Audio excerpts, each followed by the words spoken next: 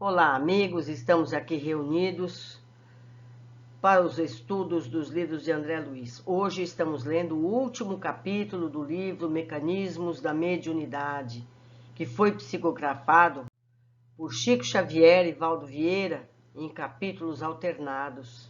Um fez os ímpares e o outro fez os pares. Esse é o 11º livro dos 13.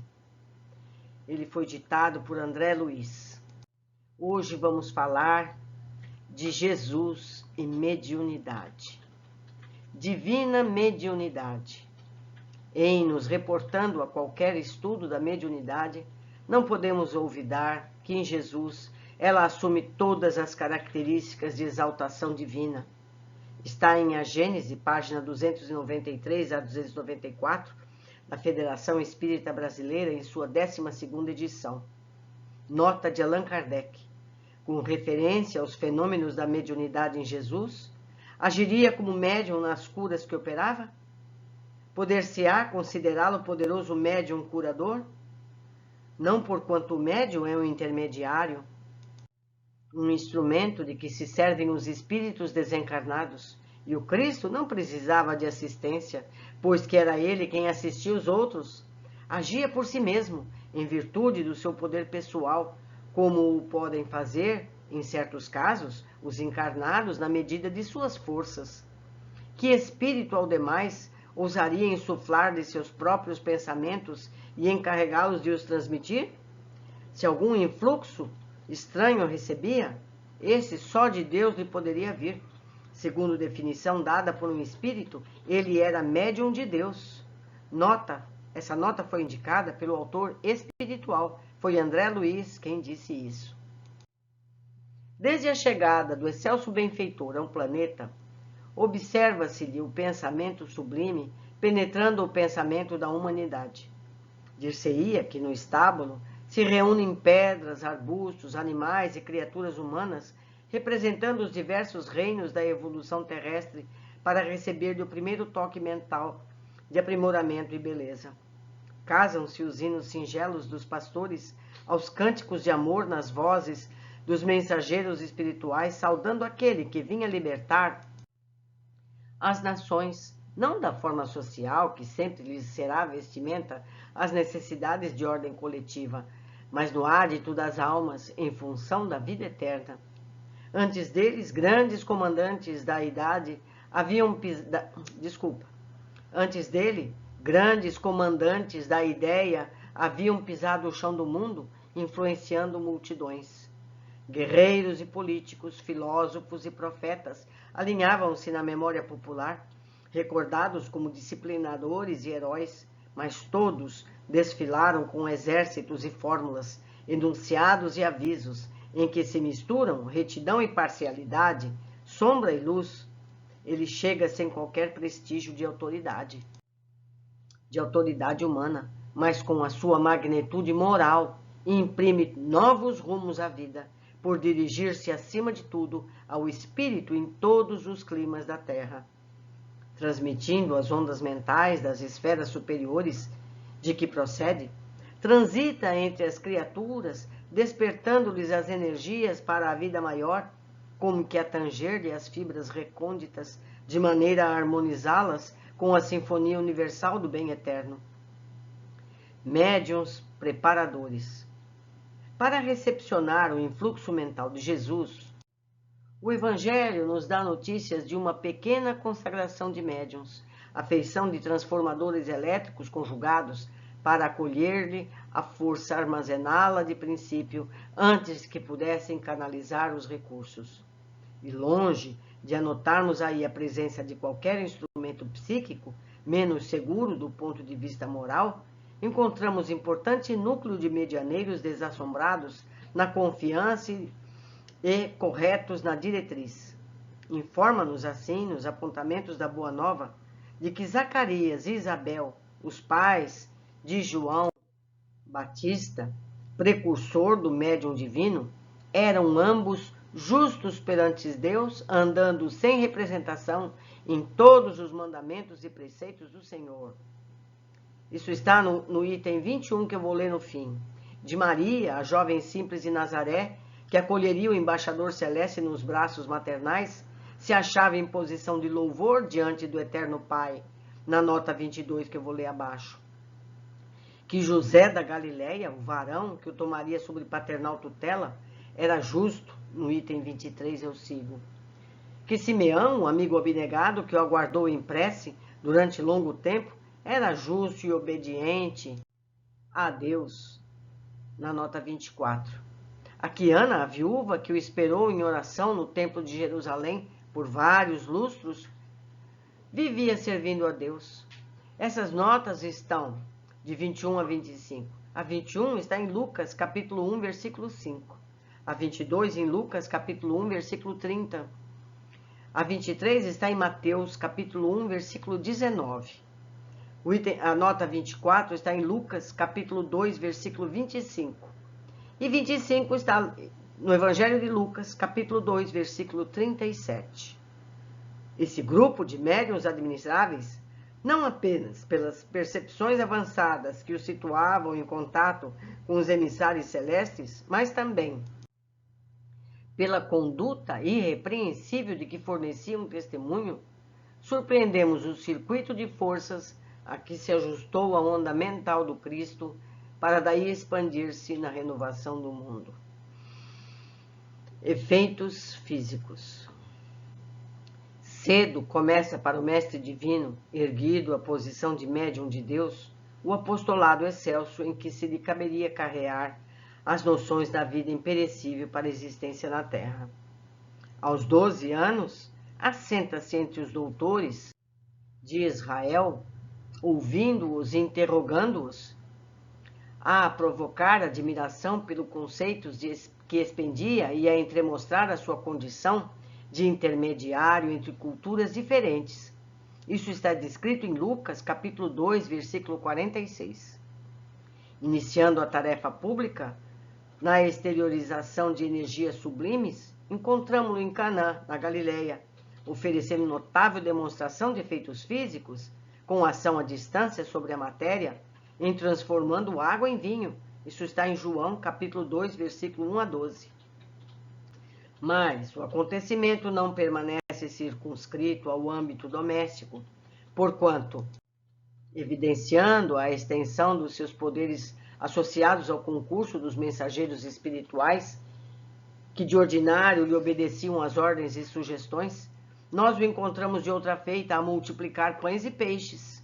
Isso está em João, capítulo 6, versículo 1 a 15.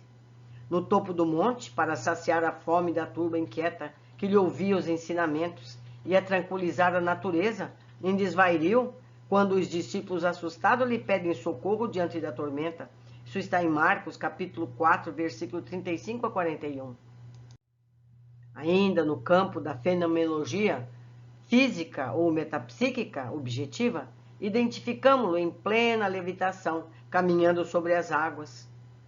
E em prodigiosa ocorrência de materialização ou ectoplasmia, quando se põe a conversar diante dos aprendizes com 2 varões desencarnados, que positivamente aparecem glorificados a lhe falarem de acontecimentos próximos. Isso está em Marcos, capítulo 6, versículo 49 e 50, e em Lucas, capítulo 9, versículo 28 a 32. Em Jerusalém, no templo, desaparece de sofre, desmaterializando-se ante a expectação geral, e fica aqui minha observação.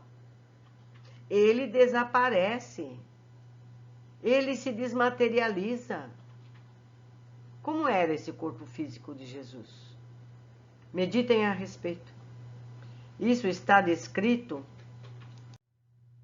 em João, capítulo 7, versículo 30. Na mesma cidade, perante a multidão, produz-se a voz direta, em que as bênçãos divinas se assinalam a rota. Isso está em João, capítulo 12, versículo 28 a 30. Em cada acontecimento, sentimos-lo a governar a matéria, dissociando-lhe os agentes, reintegrando-os à vontade, com a colaboração dos servidores espirituais que lhe acessaram o ministério. Efeitos intelectuais. No capítulo dos efeitos intelectuais, ou se quisermos, nas provas e metapsíquica subjetiva, que reconhece a inteligência humana como possuidora de outras vias de conhecimento, além daquelas que se constituem dos sentidos normais, reconhecemos Jesus nos mais altos testemunhos. A distância da sociedade hiermessolita vaticina os sucessos amargos que culminariam com a sua morte na cruz. Isso está em Lucas, capítulo 18, versículo 31 a 34. Utilizando a clarividência que lhe era peculiar, antevê Simão Pedro cercado de personalidades inferiores na esfera extrafísica e avisa-o quanto ao perigo de que isso representa para a fraqueza do apóstolo. Isso eu vou descrever mais adiante, tá? O versículo do Evangelho. Nas últimas instruções, ao pé dos amigos, confirmando a profunda lucidez que lhe caracterizava as apreciações percursientes, demonstra conhecer a perturbação consciencial de Judas. Vamos citar mais adiante. A despeito das dúvidas que a ponderação suscita entre os ouvintes, nas preces de Getsemane, aliado clarividência e clareaudiência, conversa com o mensageiro espiritual que o reconforta. Isso está, o item, a nota 35, está em Lucas, capítulo 22, versículo de 31 a 34. A nota 36 está em João, capítulo 13, versículo 21 a 22. A 37 está em Lucas, capítulo 22, versículo 43. Mediunidade curativa. No que se refere aos poderes curativos, temo-lo em Jesus nas mais altas afirmações de grandeza, cercam-no doentes de variada expressão, paralíticos, estendem-se-lhe membros mirrados, obtendo socorro, cegos recuperam a visão, ulcerados mostram-se limpos, alienados mentais, notadamente obsidiados, diversos, recobram equilíbrio. É importante considerar, porém, que o grande benfeitor a todos convida para a valorização das próprias energias. Digo eu, ele mesmo diz, o que faço, vocês podem fazer e muito mais. Ele apenas demonstrou as possibilidades. Reajustando as células enfermas da mulher hemorroidiza, diz-lhe convincente, filha, tem bom ânimo, a tua fé te curou. Isso está em Mateus, capítulo 9, versículo 22. Logo após, tocando os olhos de dois cegos, que lhe recorrem à caridade, exclama, seja feito segundo a vossa fé. Isso está em Mateus, capítulo 9, versículo 29. Não salienta a confiança por simples ingrediente de natureza mística, mas sim por recurso de ajustamento dos princípios mentais na direção da cura.